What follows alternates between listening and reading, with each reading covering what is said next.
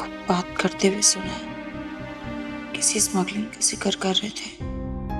ज्यादा दिमाग ना चलाया करो, जितनी समझ है ना उसी से काम लिया करो।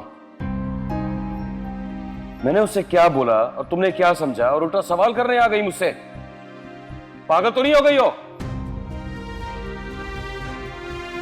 आप मेरे भाई के खिलाफ साजिशें कर रहे हैं, उनका घर बर्बाद कर रहे हैं, उनकी खुशियों में आग लगा रहे हैं। क्यों? बस बंद करो। नहीं करूंगी बकवास बंद, बल्कि मैं चीख चीख के सबको बता दूंगी कि आपका असल चेहरा क्या है। आप कितने बड़े धोखेबाज और मक्कार इंसान हैं। इससे पहले मैं तुम्हारी आवाज ही बंद कर दूंगा।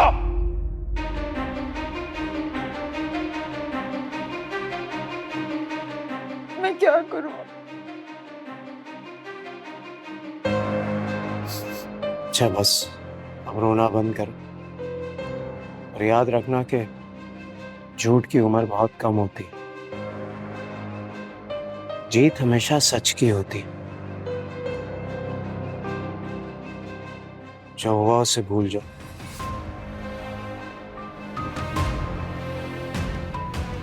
बस अपना ख्याल रखो, मैं हूं तुम्हारे पास, सब ठीक हो जाएगा। बहुत रात हो गई है, तुम दोनों जाओ और जाकर आराम करो, सुबह बात करेंगे। And relax. आपने मुझे माफ कर दिया।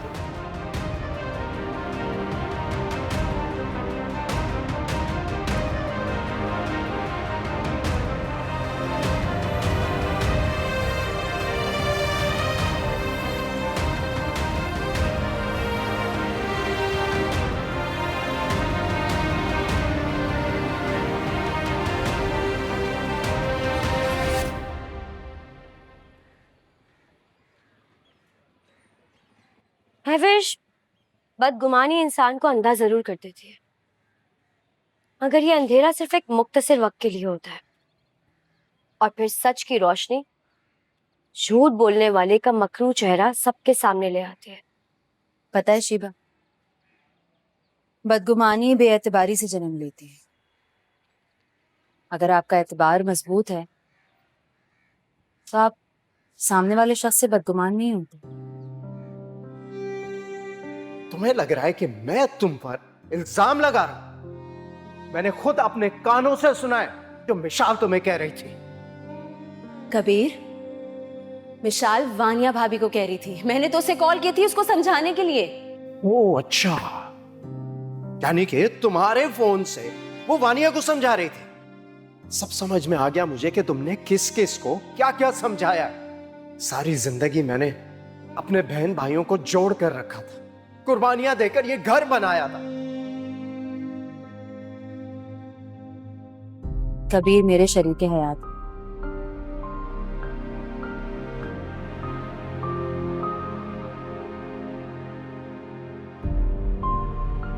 मैंने उनके साथ बहुत वक्त गुजारा है। 3 साल ऑफिस में काम किया है, 2 साल हमारी शादी को हो गए। अगर 5 साल में भी वो मुझे नहीं समझ पाए तो क्या किया जा सकता। और चलो, वो मुझे नहीं समझ पाया ना।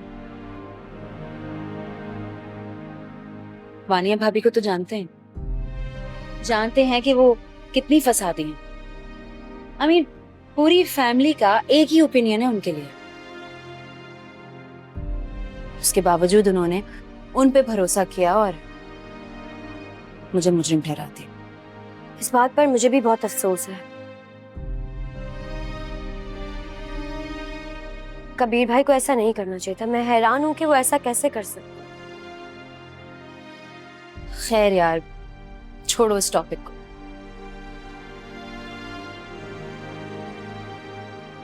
नहीं करनी मुझे इस बारे में बात। मैं सब कुछ भूल जाना चाहती हूँ और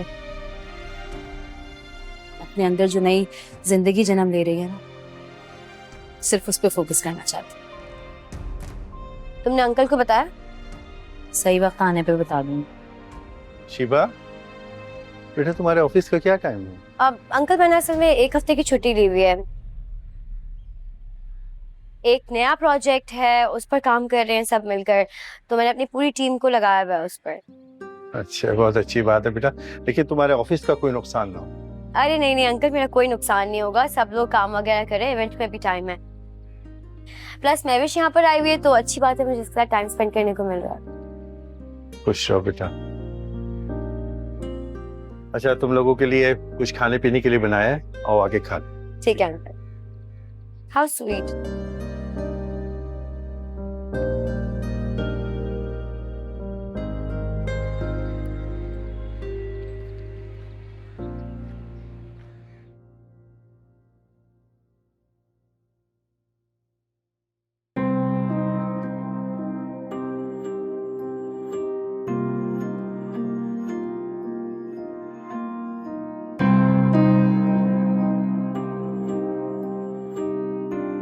तुम्हें परेशान होने की जरूरत नहीं है। शोएब इस घर में या इसके स्कूल में कदम भी नहीं रख सकता। आप अच्छी तरह से जानते हैं कि शोएब कितने शातिर इंसान है। कोमल से मिलने की कोई ना कोई प्लानिंग बना रहे होंगे। जानता हूं, इसीलिए मैंने स्कूल मैनेजमेंट को इन्फॉर्म कर दिया। वो मेरी इजाजत के बगैर अमल को किसी से भी मिलने नहीं देंगे, सो डोंट वरी, रिलैक्स। मामा, पापा शाम में आएंगे ना? उन्होंने मुझसे प्रॉमिस किया था कि वो मुझे और शहीर को मामू जान के घर से पिक करके प्लेलैंड लेके जाएंगे। अमल बेटा, आपके जो पापा हैं ना, उनको किसी काम से इस्लामाबाद जाना पड़ गया, इसलिए आप लोग अब यहीं रहोगे कुछ दिन। हाँ, प्लेलैंड मैं ले जाऊंगा आपको, ठीक है?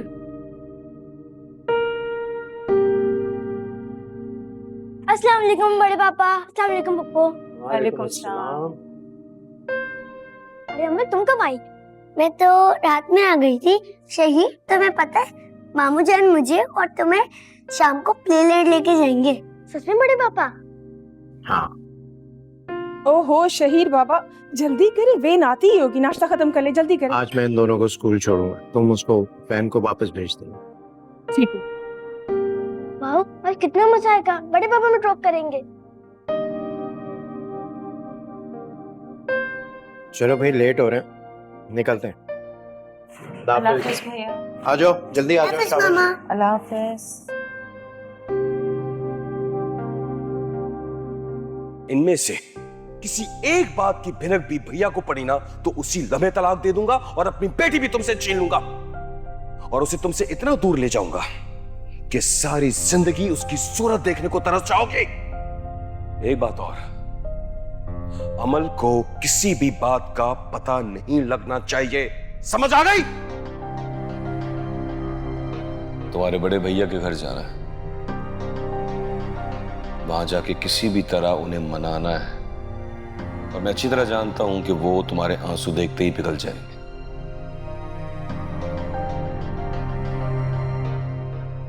खबरदार जो तुमने यहां की एक बात भी उन्हें बताई।